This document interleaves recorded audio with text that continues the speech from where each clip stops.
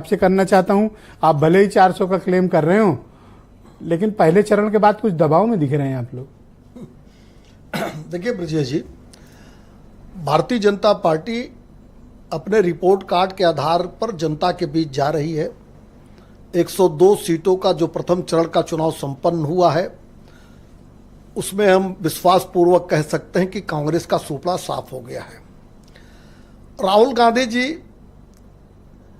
जो अभी हिम्मत नहीं कर रहे हैं कि उत्तर प्रदेश से चुनाव लड़ेंगे, ये कहने की हिम्मत नहीं कर रहे हैं और 26 अप्रैल का इंतजार कर रहे हैं, उसके बयान, उनके बयानों पर कितना गंभीर आप हो सकते हैं। क्या 26 अप्रैल क्या है? आगे अभी बता देते हैं। अच्छा ठीक है। श्रीमती सोनिया गांधी के बाद आज लगभग तय हो गया कि अखिलेश यादव भी चुनाव से पलायन कर गए हैं। तो इंडी गठबंधन के दो महत्वपूर्ण नेता उत्तर प्रदेश में नॉमिनेशन करने की हिम्मत नहीं कर पा रहे हैं, तो वो भी बता रहे हैं कि हम 300 पाएंगे।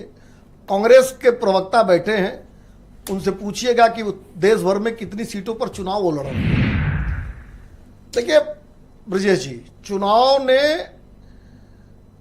में आज ये स्पष्ट हो गया है पहले चरण चुनाव के बाद कि जनता भारतीय जनता पार्टी के साथ है। कांग्रेस अपना 44 सीट बचाए रखने के लिए प्रयासरत है। इसी का चुनाव बचा है और खड़गे जी ने तो मान लिया था संसद के अंदर ही कि भारतीय जनता पार्टी 400 पार हो रही है और चुनाव में वो स्पष्ट दिख रहा है।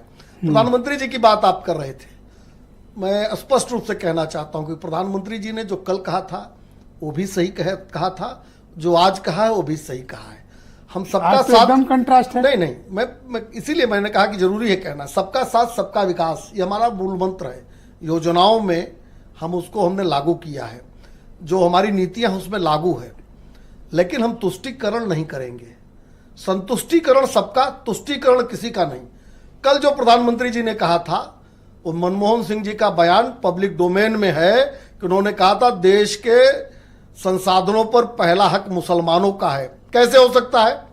आज उनका जो मैनिफेस्टो उठा के ब्रजेश जी देखिए, तो वो जो मनमोहन सिंह ने उस समय कहा था, मैनिफेस्टो में वो परिलक्षित होता है कि हम बहुसंख्यकवाद का विरोध करते हैं। बहुसंख्यक कौन है इस देश में? हिंदू है। यानी स्पष्ट रूप से मनीष सिंघवी जी की पार्टी, राहुल गांधी की पार्टी हिंदुओं का विरोध करने के लिए मैनिफेस्टो में कहती है और आप मुसलमानों और कहती है करते नहीं, मैंने नहीं कहा। हमने कब कहा कि हम छीन लेंगे? हमने तो हमारी योजनाओं को उठाकर देखिए। आपने कहा सब छीन के मुसलमानों को दे देंगे, ऐसा है?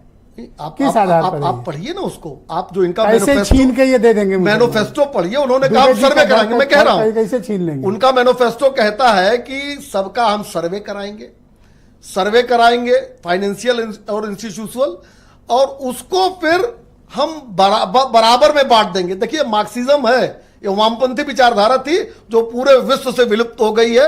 जैसे वामपंथी विलुप्त हो गए, वैसे कांग्रेस को भी सूक्ष्मदर्शी से खोजना पड़ेगा।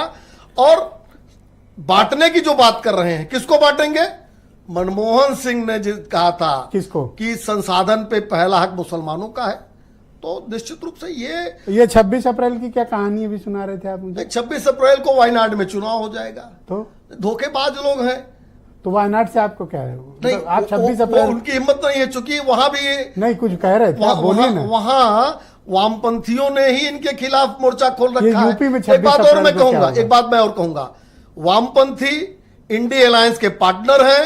उनके मैनिफेस्टो में है कि हम परमाणु हथियारों को नष्ट कर देंगे। कांग्रेस को बताना चाहिए कि हमारी सुरक्षा के लिए जो परमाणु हथियार बने हैं, जो शांति विश्व में बनी रहे उसके लिए जो परमाणु हथियार बने हैं, उसको कांग्रेस नष्ट करना चाहती है। मुसलमानों के बाद परमाणु तक कैसे चलेगी? सारी बातों पर डिस्कशन होगा ना।